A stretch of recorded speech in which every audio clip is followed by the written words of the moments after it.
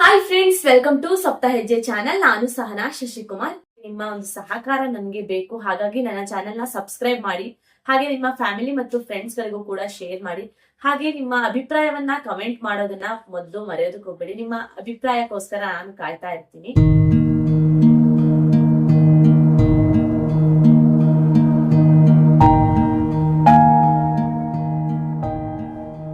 ಹಣ್ಣುಗಳನ್ನ ತಿನ್ನೋದಕ್ಕೆ ಎಲ್ಲರೂ ಕೂಡ ಇಷ್ಟಪಡ್ತಾರೆ. ಇಷ್ಟ ಇಲ್ಲದೇ ಇದ್ರೂ ಕೂಡ ಆರೋಗ್ಯದ ದೃಷ್ಟಿಯಿಂದಲಾದ್ರೂ ಹಣ್ಣುಗಳನ್ನ ಸೇವನೆ ಮಾಡ್ತಾರೆ. ಇನ್ನು ಯಾವ್ಯಾವ ಸಮಯದಲ್ಲಿ ಯಾವ್ಯಾವ ಹಣ್ಣುಗಳು ಸಿಗುತ್ತೋ ಆ ಸಮಯದಲ್ಲಿ ಹಣ್ಣುಗಳನ್ನ ಸೇವನೆ ಮಾಡೋದ್ರಿಂದ ಆರೋಗ್ಯಕ್ಕೆ ತುಂಬಾ ಒಳ್ಳೆಯದು ಅಂತಾನೆ ಹೇಳ್ಬೋದು. ಇನ್ನು ನಾನು ಈಗ ಹೇಳೋದಕ್ಕೆ ಹೊರಟಿರೋದು ಎಲ್ಲಾ ಕಡೆಯಲ್ಲೂ ಸಿಗ್ತಿರುವಂತಹ ನೇರಳೆ ಹಣ್ಣಿನ ಬಗ್ಗೆ. ನೇರಳೆ ಹಣ್ಣನ್ನ ಹೆಚ್ಚಾಗಿ ಯಾರಾದ್ರೂ ಸೇವಿಸ್ತಾ ಇದ್ರೆ ಮೊದಲು ಕೇಳೋ ಪ್ರಶ್ನೆನೇ ಇದು, ನಿಮ್ಗೇನಾದ್ರೂ ಸಕ್ಕರೆ ಕಾಯಿಲೆ ಇದೆಯಾ ಅಂತ ಹೇಳಿ. ಹಾಗಾದ್ರೆ ಸಕ್ಕರೆ ಕಾಯಿಲೆ ಇದ್ದವರಷ್ಟೇ ಈ ಹಣ್ಣನ್ನ ತಿನ್ಬೇಕಾ? ಇಲ್ಲ, ಎಲ್ಲರೂ ಕೂಡ ಇದನ್ನ ತಿನ್ನಬಹುದು. ನೇರಳೆ ಹಣ್ಣನ್ನ ತಿನ್ನೋದ್ರಿಂದ ಹಲವಾರು ಆರೋಗ್ಯಕ್ಕೆ ಪ್ರಯೋಜನಗಳಿದಾವೆ ಅಂತಾನೆ ಹೇಳ್ಬೋದು.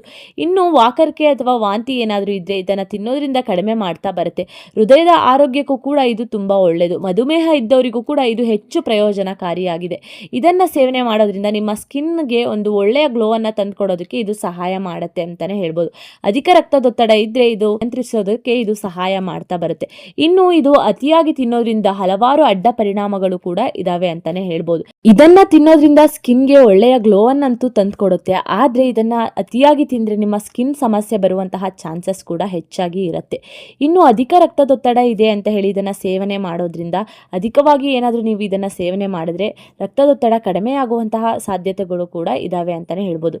ಇನ್ನು ಈ ಹಣ್ಣನ್ನ ನೀವು ತಿಂದಾದ್ಮೇಲೆ ಹಾಲನ್ನ ಕುಡಿಯೋದಕ್ಕೆ ಹೋಗಬಾರ್ದು. ಇದರಿಂದ ಅಡ್ಡ ಪರಿಣಾಮಗಳು ಬೀರುವಂತಹ ಸಾಧ್ಯತೆಗಳು ಕೂಡ ಇದಾವೆ ಅಂತಾನೆ ಹೇಳ್ಬೋದು. ನೇರಳೆ ಹಣ್ಣನ್ನ ಅಧಿಕವಾಗಿ ತಿನ್ನೋದ್ರಿಂದ ಮಲಬದ್ಧತೆ ಕೂಡ ಬರುವಂತಹ ಸಾಧ್ಯತೆಗಳು ಕೂಡ ಇದಾವೆ. ಇನ್ನು ಯಾವುದೇ ಹಣ್ಣುಗಳನ್ನ ತಿನ್ನುವ ಮೊದಲು ಎಷ್ಟು ಪ್ರಮಾಣದಲ್ಲಿ ತಿನ್ನಬೇಕು ಅನ್ನೋದನ್ನು ಕೂಡ ತಿಳ್ಕೊಂಡಿರ್ಬೇಕು. ಇನ್ನು ಖಾಲಿ ಹೊಟ್ಟೆಯಲ್ಲಿ ಈ ಹಣ್ಣನ್ನ ತಿನ್ನೋದಕ್ಕೆ ಹೋಗಬಾರದು.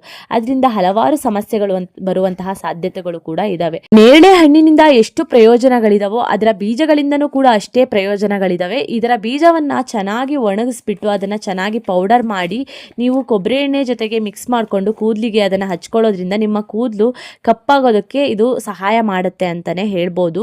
ಹಾಗಾದ್ರೆ ಈ ಒಂದು ಚಿಕ್ಕ ಮಾಹಿತಿ ನಿಮಗೆ ಇಷ್ಟ ಆದ್ರೆ ನನ್ನ ಚಾನೆಲ್ನ ಸಬ್ಸ್ಕ್ರೈಬ್ ಮಾಡಿ, ಹಾಗೆ ಲೈಕ್ ಶೇರ್ ಮಾಡಿ, ಮಿಸ್ ಮಾಡದೆ ನಿಮ್ಮ ಅಭಿಪ್ರಾಯವನ್ನ comment. Thank you for watching. Have a good day.